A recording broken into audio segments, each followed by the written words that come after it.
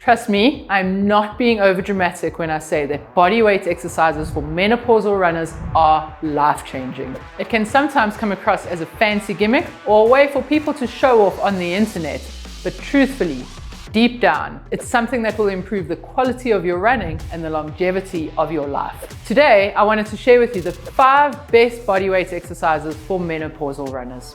Using your body weight in these movements is essentially like adding load to them. This will aid in helping you build strength, mobility, and stability all in one go.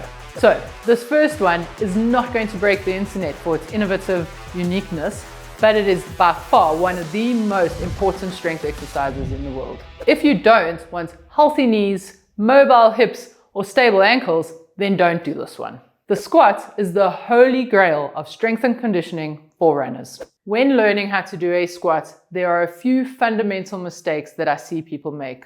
If I ask them first up if they've never done a squat to do one, this is what they do. They just bend their knees and come down. And if I drew a line from the edge of my knee down to the ground, you can see that most of my weight is leaning here over my toes. And this is why people tell me that squats hurt their knees, because all of their weight is leaning over their toes. So the correct way to squat is this. We want to push our bum back slightly, just ever so much, and then we sit ourselves down. So bum back slightly, sitting ourselves down. And now if I drew a line from my knee down to the ground, you will see that majority of my weight is now being held in the correct place and not putting a lot of strain on the knees. So how do we learn that? You're going to grab a dining room chair. You're going to take half a foot forward from the chair. And if your chair is very low, rather start by propping a cushion on top of it. So I'm going to take half a foot forward away from the chair. And then from there, you're going to push your bum back, as I mentioned, push your bum back and then tap your chair and stand back up. So bum goes back first and then we sit down. Keep reminding yourself that as you do it, bum goes back first, tap your bum and stand back up. Once you get the hang of that, you can then remove your cushion and your chair and do exactly the same movement. So feet hip or shoulder width apart, bum goes back, pretend you're tapping your chair and stand back up. Preferably, we want to have your chest facing upwards or facing forwards. So don't go bum down, leaning over. Make sure that you find a spot on the wall. Bum goes back. I can feel that I'm leaning back onto my heels, sitting myself down. My chest is facing forward and my eyes are up on that wall. Squeezing the glutes at the top of the movement. And that is how we do a squat. Before we move on to the next one, it's really important to discuss why bodyweight training is so effective. Doing strength training is really a non-negotiable.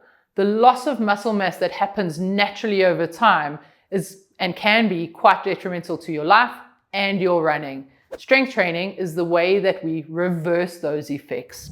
And bodyweight training is where you start. Added onto that, as a runner, there are 2 other reasons why strength training is important.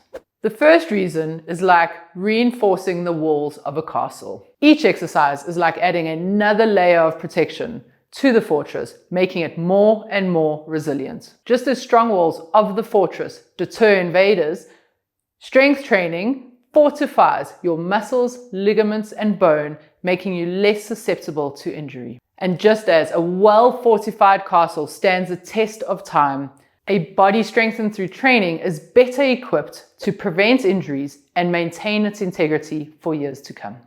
Let's get to the next bodyweight exercise before we get to the second reason why you should be doing these. Hamstring walkouts. Working exactly what it says, our hamstrings. Lying yourself flat on the ground, knees bent. Let's engage the core first. Pull your belly button down to your spine so your back is flat against the ground. From here, you're going to raise your hips up, squeezing the glutes, and now we do our hamstring walkouts. You're going to step out onto your heel with the right foot, step out onto your heel with the left foot, keeping your hips up. Come back in with the right foot, come back in with the left foot. Really important is to make sure that your hips stay up and level. So as you step out, you don't want to drop each hip down. And we're stepping out, right foot, back right foot, back left foot, not just tapping out. It is really, really key that you start with small little steps. The further you step out, the more that hamstring is working eccentrically, which means there is a higher risk of injury. Start with small steps, and as you progress, you can step further, and further. I've got a really effective pelvic floor activation exercise I'd like to show you, but we can get to that after the 5 bodyweight exercises. The other reason why you need to be doing these as a runner is for performance enhancement. It is going to make you a better, stronger runner without even having to run. You're strengthening your stabilizing muscles, lots of your core, stabilizing muscles in the legs, as well as building up your prime movers for running. And by doing that, that is going to make you a far more efficient runner as opposed to someone who loses a lot of energy and force through weakness. Let's move on to the last 3. And I know that the last one is going to be the one that you complain about the most. So I'm definitely leaving that to the end. Number 3 is a major stabilizing muscle that will contribute to the propulsion of your running gait. Your lower leg has 2 main calf muscles. We all know that really nice big gastrocnemius, but a really important muscle that everyone forgets about is the soleus.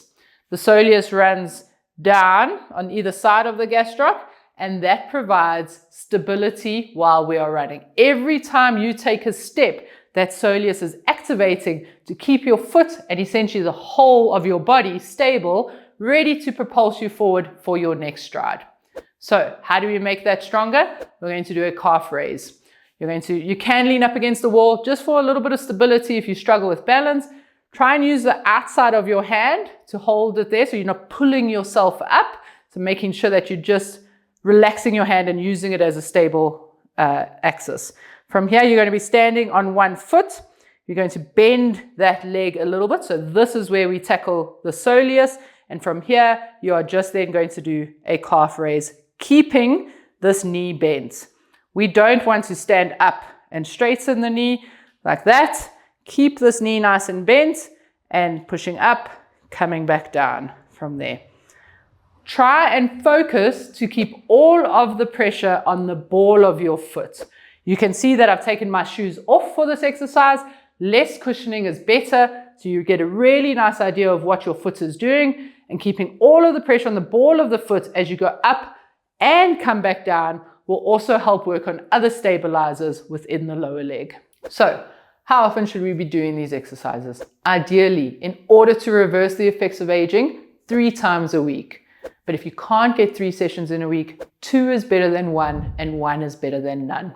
These strength exercises are there to complement your running. They are not meant to make you overly fatigued and tired so that you can't run. For the most part, you probably should be only running 4 times a week.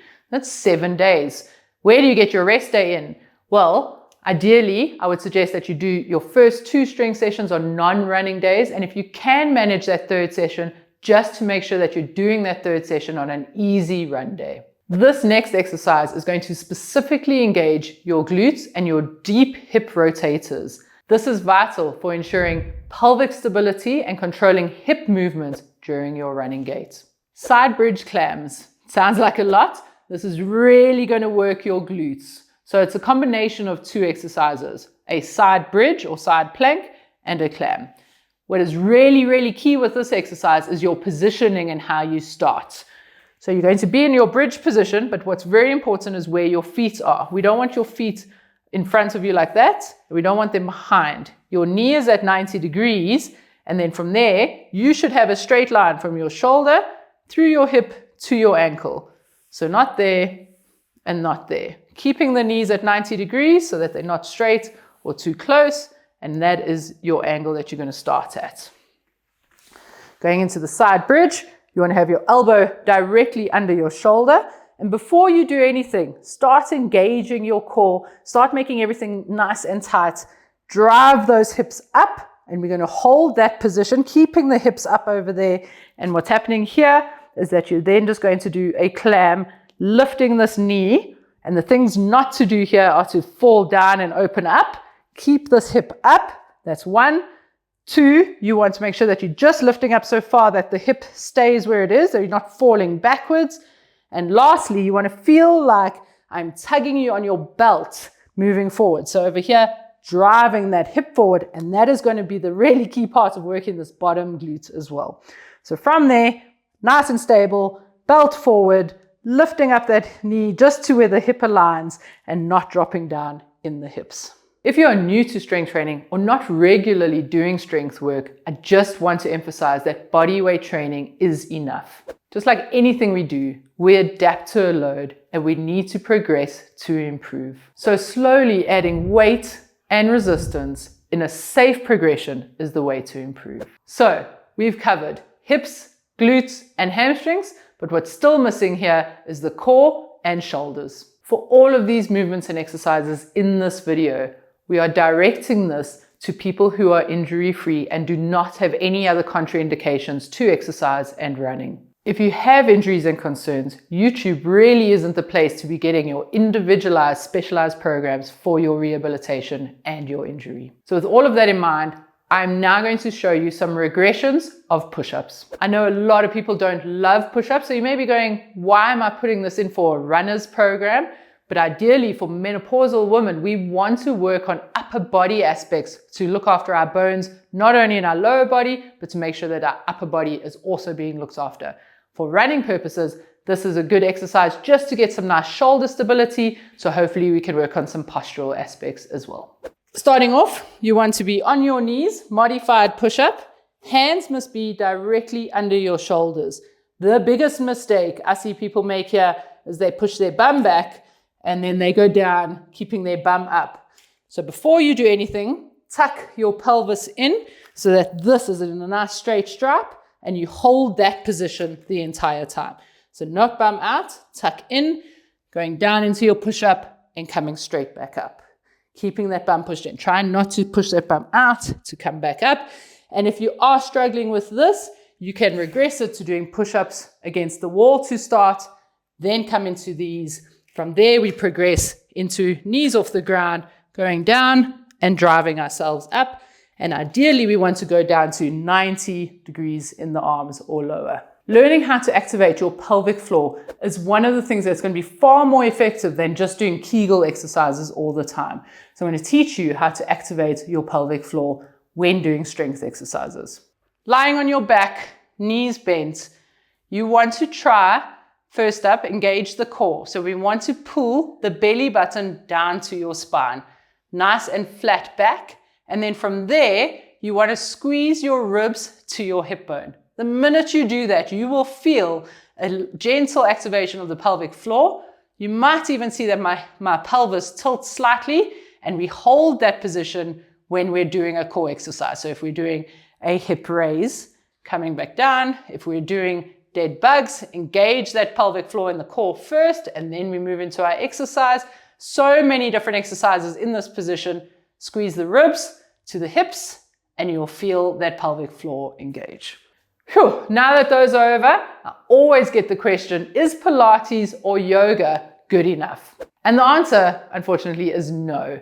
They are not enough to build lean muscle mass and to help you with your performance increments of your running. But they are amazingly effective for stability and mobility and a lot of core work. So use those to complement the strength training that you're using to make you a better runner. It is important to remember that improving your strength takes time and consistency. But if you'd like to try something with instant results, go check out this next video with 4 fascinating and simple ways to start running during menopause.